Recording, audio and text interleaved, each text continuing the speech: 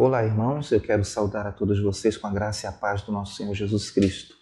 Nós estamos trabalhando em nossos devocionais o tema Ministério de Discipulado e hoje eu gostaria de aprofundar sobre este tema, tratando sobre um assunto muito importante, que consiste em como podemos saber a vontade de Deus para as nossas vidas. Eu gostaria de iniciar fazendo uma citação de um famoso pastor que disse que o sucesso de uma pessoa consiste em buscar o que Deus quer que essa pessoa faça e então realizá-lo. É uma frase muito significativa, é um pensamento muito profundo, visto que a verdadeira medida do sucesso de uma pessoa não é no seu lugar na sociedade, ou o seu poder aquisitivo, ou as suas habilidades, ou a sua influência ou fama. É simplesmente fazer o que Deus quer que ele faça. E é muito triste observarmos que muitos cristãos não estão vivendo esta realidade em suas vidas. Neste devocional, nós queremos entender claramente o que é a vontade de Deus e como fazer o que Deus quer que nós realizemos dentro do seu plano e propósito para as nossas vidas, no nosso ministério, na nossa vida familiar, no nosso cotidiano. E nós vamos destacar neste momento que a vontade de Deus não é física, mas é espiritual. Nunca é associada a uma lista de regras. Nós temos tendência a ficarmos presos às regras. Por isso, muitos confundem o que é a vontade de Deus em suas vidas. A vontade de Deus não é associada também a uma localização geográfica ou a um ministério específico.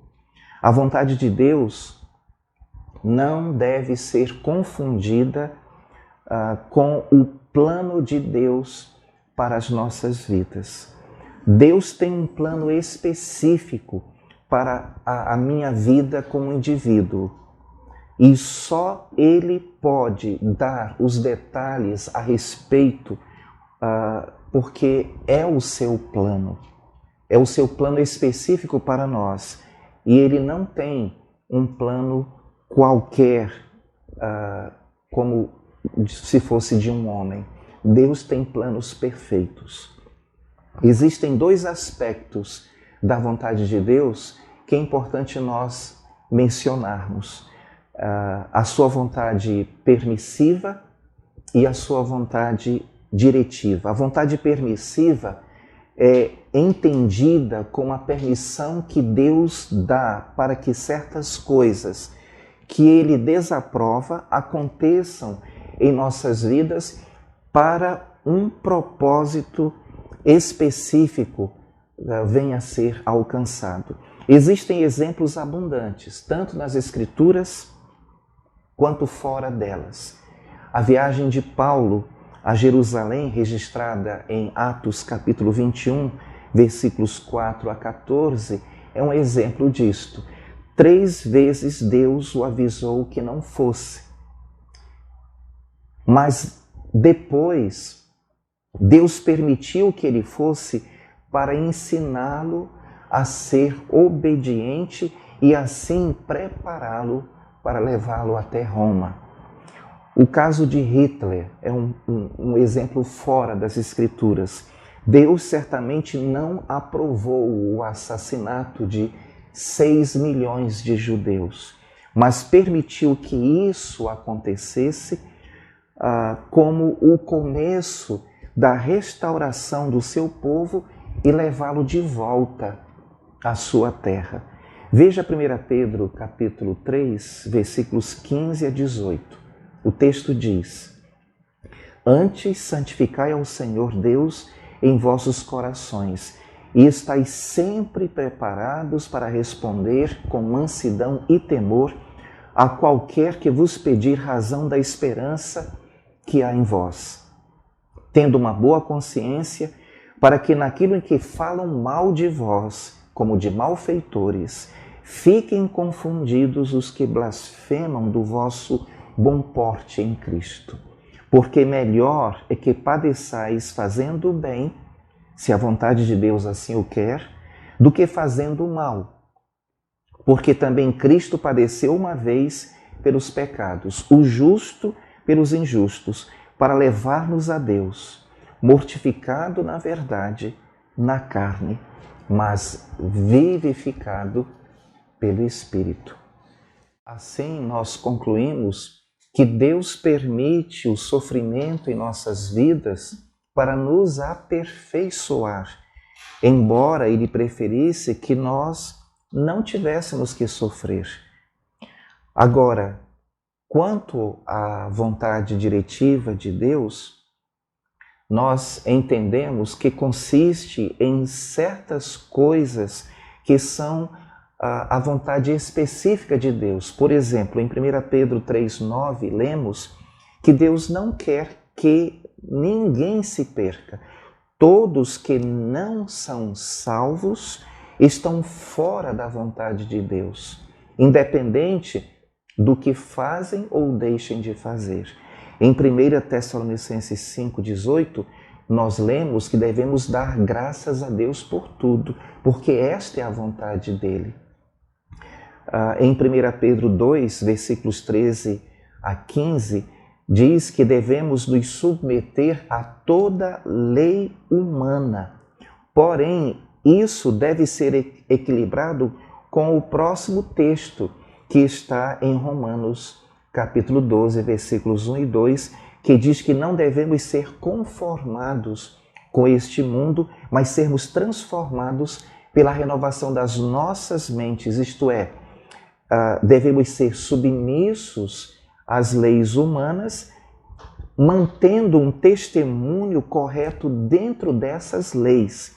Ao mesmo tempo, a nossa vida deve ser transformada para vivermos dentro de um padrão que está sendo estabelecido pelo Senhor para as nossas vidas em Sua palavra. Um padrão elevado, um padrão que agradece ou que engrandece o Senhor.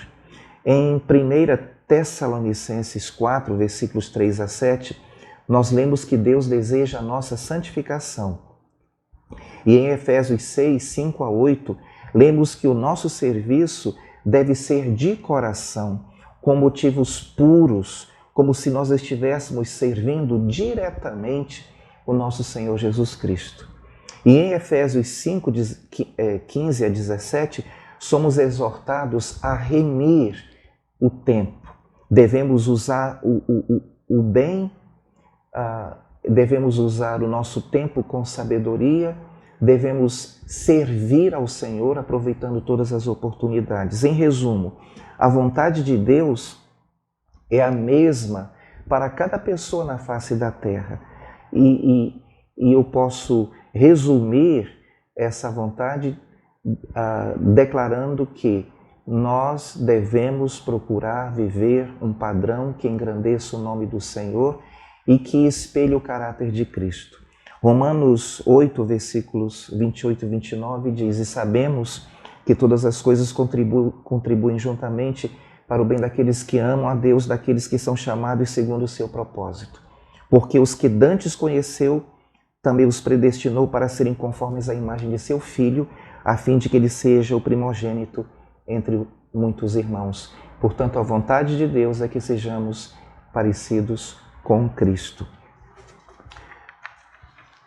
Em Efésios, capítulo 4, versículos 13 a 15, temos mais uma evidência do propósito de Deus para os seus filhos, que consiste no seguinte: até que todos cheguemos à unidade da fé e ao conhecimento do Filho de Deus, ao homem perfeito, à medida da estatura completa de Cristo, para que não sejamos mais meninos inconstantes, levados em roda por todo o vento de doutrina, pelo engano dos homens que com astúcia enganam fraudulosamente. Antes, seguindo a verdade em amor, cresçamos em tudo naquele que é a cabeça, Cristo. Agora, é muito importante ressaltar que nós nunca encontraremos a vontade de Deus fora das Escrituras. Nós encontramos a vontade de Deus, ou experimentamos a vontade de Deus, quando nós renovamos as nossas mentes. Eu preciso renovar a minha mente, conforme diz Filipenses 2:5. Tende em vós o mesmo sentimento que houve também em Cristo Jesus.